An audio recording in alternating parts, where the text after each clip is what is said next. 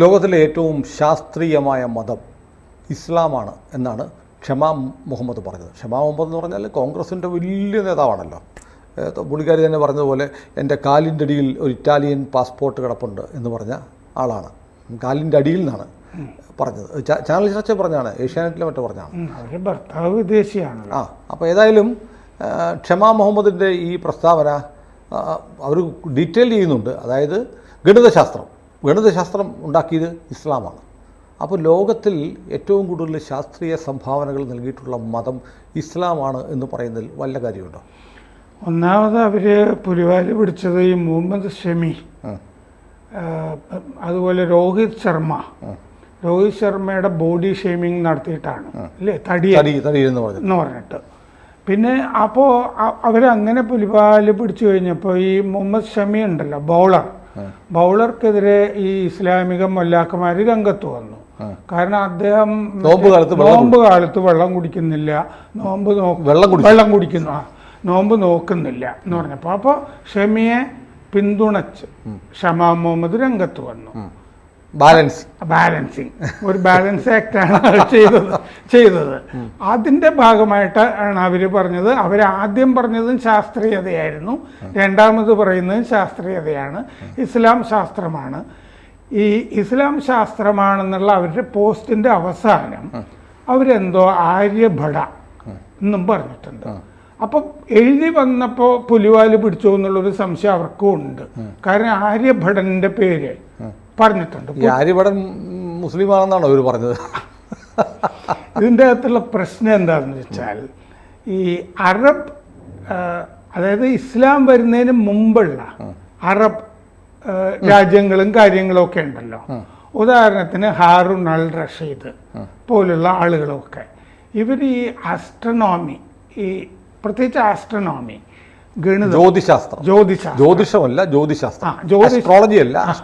അതെ, ആസ്ട്രോണമിയിൽ വലിയ താല്പര്യമുള്ളത് കൊണ്ട് അവർക്ക് അത് കണക്കാക്കാനായിട്ട് ഗണിതത്തിൻ്റെ ആവശ്യം ഉണ്ടായിരുന്നു. അങ്ങനെ ഞാൻ കലണ്ടർ, ഈ സ്റ്റോറി ഓഫ് കലണ്ടർ എന്ന് പറഞ്ഞൊരു പുസ്തകം വായിച്ചിട്ടുണ്ട്. ഇതിൻ്റെ അകത്ത് ഇന്ത്യയിൽ നിന്നുള്ള ശാസ്ത്രജ്ഞന്മാരുടെ ധാരാളം വിവരങ്ങൾ അതിൻ്റെ അകത്തുണ്ട്. ആ ഓർമ്മയിലാണ് ഞാൻ പറഞ്ഞത് കലണ്ടർ എങ്ങനെയാണ് ഉണ്ടായത് എന്ന് പറയുന്ന പുസ്തകമാണ്, പലതരം കലണ്ടറുകൾ. അതിൽ പ്രധാനപ്പെട്ട ഒരു പേര് ഇന്ത്യയിൽ നിന്ന് പോയ ഹിന്ദു ശാസ്ത്രജ്ഞനായ കണാദൻ്റെ പേരാണ്. കണാദൻ ഇവിടെ ഈ ആസ്ട്രോണോമി, ഇത് നമ്മുടെ നാട്ടിലുള്ള ആളുകളൊക്കെ ഇവിടെ ജീവിച്ച ആളാണെന്നും ഒക്കെ, ആര്യഭടൻ ഉദാഹരണത്തിന്, ആര്യഭടൻ ഇന്ത്യയിൽ കേരളത്തിൽ ഇരിങ്ങാലക്കുട ഭാഗത്ത് ജീവിച്ചതാണെന്ന് പറയുന്ന ആളുകളുണ്ട്, ഒഡീഷയിൽ ജീവിച്ചതാണെന്ന് പറയുന്ന ആളുകളുണ്ട്. കൂടുതലും ഉത്തരേന്ത്യ ആകാനുള്ള സാധ്യതയൊക്കെയാണ്. ഇവരൊക്കെയാണ് ആദ്യകാലത്ത്. കണാദനെ പിന്നീട് ഹാറൂൺ അൽ റഷീദ് അങ്ങോട്ട് കൊണ്ടുപോവാണ് എന്ന് പറഞ്ഞാൽ ഇസ്ലാമിൻ്റെ സംഭാവനയല്ല, അതിനു മുമ്പുള്ള അറബ് സംഭാവന അല്ല, ഈ അറബികളുടെ സംഭാവന തന്നെ കണാദനെ ഇവിടുന്ന് കൊണ്ടുപോകണം. പണ്ഡിതന്മാരെ കൊണ്ടുപോകുന്നത് സ്വാഭാവികമാണ്. അദ്ദേഹം എഴുതിയ പ്രബന്ധങ്ങൾ, പുസ്തകങ്ങളൊക്കെ ഇപ്പോഴും ഉണ്ട്. കണ്ടു കിട്ടാത്ത പുസ്തകങ്ങളും കണാദൻ്റെയൊക്കെ ധാരാളം ഉണ്ട്. പിന്നെ ഈ ഇപ്പം തന്നെ നമ്മൾ ഈ പൈതഗോറസിനെയൊക്കെ വെല്ലുന്ന ആളുകൾ ഇവിടെ ഇന്ത്യയിൽ കണ്ടുപിടിച്ചത് ഇന്ത്യയിലാണല്ലോ. പൂജ്യം കണ്ടുപിടിച്ചത് ഇന്ത്യയിലാണല്ലോ. പൂജ്യമില്ലെങ്കിൽ ഗണിതശാസ്ത്രമില്ലല്ലോ. നമ്മുടെ ഈ ഇരിങ്ങാലക്കുടയ്ക്ക് അടുത്തുള്ള സംഗമഗ്രാമത്തിലെ മാധവൻ, അദ്ദേഹത്തെ പോലെ അത് ഇന്ന് ആർട്ടിഫിഷ്യൽ ഇന്റലിജൻസിന്റെ പോലും അടിസ്ഥാനം സംഗമഗ്രാമ മാധവൻ ഉണ്ടാക്കിയ മാത്തമാറ്റിക്കൽ തിയറീസ് ആണ്. സംഗ്രമ മാധവൻ. അപ്പൊ അങ്ങനെ ധാരാളം മറ്റേ ഡോക്ടർ ബി ഇക്ബാൽ തന്നെ ഈ കേരളത്തിൽ ഈ ഗണിതശാസ്ത്രത്തിന് സംഭാവന ചെയ്ത ധാരാളം ആളുകളെ പറ്റി എറണാകുളത്ത് സംസാരിക്കുന്നത് രാമാനുജന് മറ്റേ ബ്രിട്ടനിലെ ആളുകൾ അങ്ങോട്ട് കൊണ്ടുപോകല്ലേ ചെയ്തത്, സ്കോളർഷിപ്പോടുകൂടിയും ഒക്കെ അങ്ങോട്ട് കൊണ്ടുപോവുകയാണ് ചെയ്തത്. ഇന്ത്യയാണ് ഈ ഗണിതശാസ്ത്രത്തിലും ആസ്ട്രോണോമിയിലും വലിയ വികാസം നേടിയിരുന്നത്. പിന്നീടുള്ള ഈ മുഗൾ ഭരണകാലമൊക്കെ ഇരച്ചു വന്നല്ലോ, ആ സമയത്തൊക്കെയാണ് ഇത് നമ്മളുടേതായ ശാസ്ത്രം കീഴ്പോട്ട് പോകുന്നത്.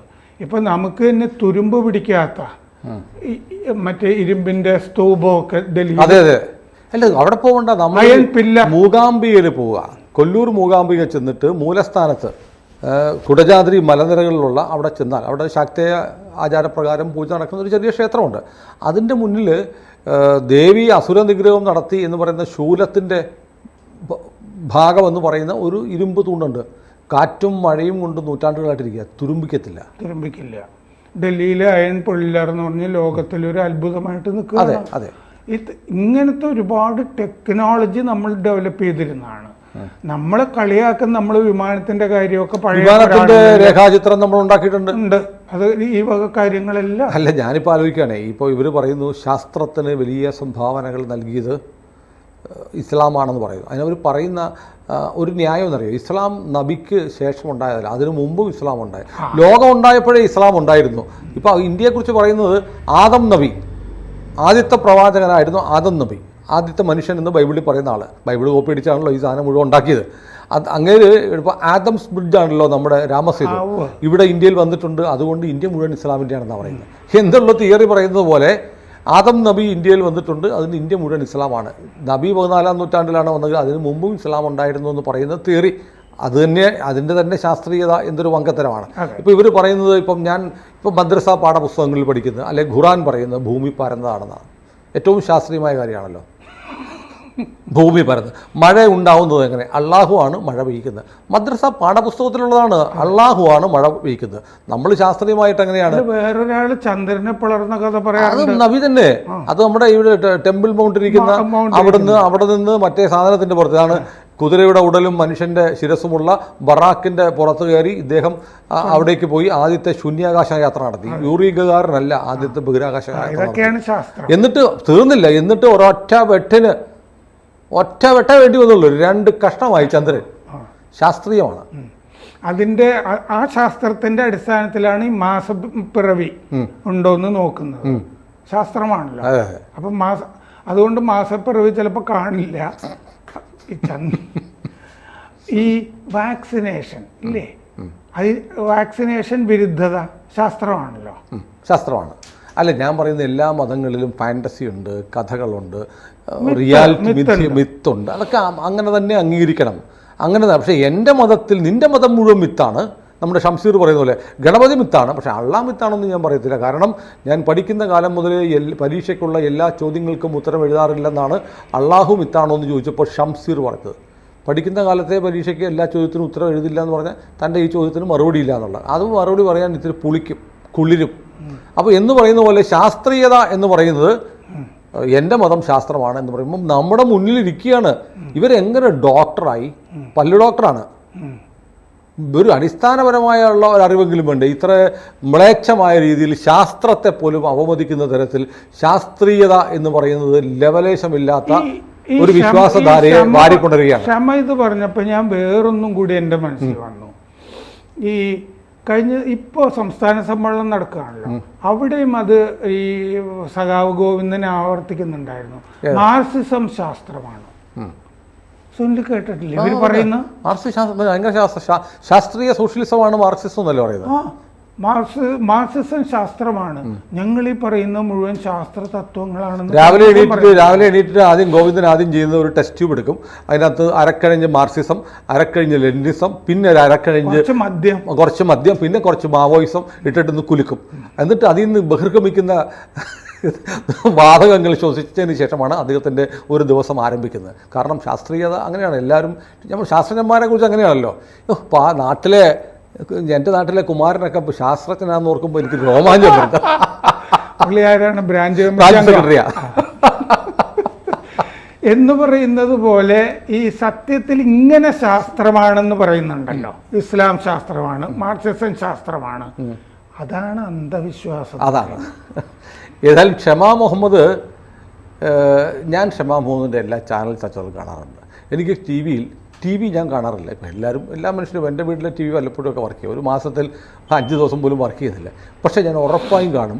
ഇടയ്ക്ക് നോക്കും ചാനൽ ചർച്ചകൾ, ഇപ്പോൾ ഡിബേറ്റൊക്കെ വരുമ്പോൾ, ഡിബേറ്റും കാണാറില്ല, പക്ഷേ ഞാൻ തിരയാറുണ്ട് ഷമാ മുഹമ്മദ് എവിടെ വരുമെന്ന്. കാരണം നമുക്ക് വലിയ ടെൻഷനൊക്കെ വരുമ്പോൾ വലിയ മാനസിക സംഘർഷമൊക്കെ ഉണ്ടാകുന്ന ദിവസങ്ങളിൽ ഷമാ മുഹമ്മദിൻ്റെ ചർച്ച കണ്ട് നമ്മൾ ഭയങ്കര റിലാക്സ്ഡായി. എന്തൊരു സന്തോഷമാണെന്നറിയോ, ഈ ഇത്രയും വലിയ വിഡ്ഢിത്തരങ്ങൾ, ആനവങ്കത്തരങ്ങൾ, വിവരക്കേട്, മലയാള ഭാഷയെ ഒട്ടിച്ച് മടക്കി കടിച്ച് തുപ്പുന്ന ആ രീതിയുണ്ടല്ലോ, അവർണ്ണനീയം. അപ്പോൾ ഷമാ മുഹമ്മദിന് ശാസ്ത്രീയ സിദ്ധാന്തങ്ങൾക്ക് നമുക്കൊരു നല്ല എന്തായാലും കേരളത്തിൽ നിന്നൊരു രാജ്യാന്തര ശാസ്ത്രജ്ഞനെ നമുക്ക് കിട്ടി. ഒരു നല്ല നമസ്കാരം കൊടുക്കാം. നമസ്കാരം ഷമാ. കൂടുതൽ വാർത്തകളും വിശേഷങ്ങളും നിങ്ങളിലേക്ക് എത്താൻ ABC മലയാളം സബ്സ്ക്രൈബ് ചെയ്യുക, ബെൽബട്ടനും അമർത്തുക.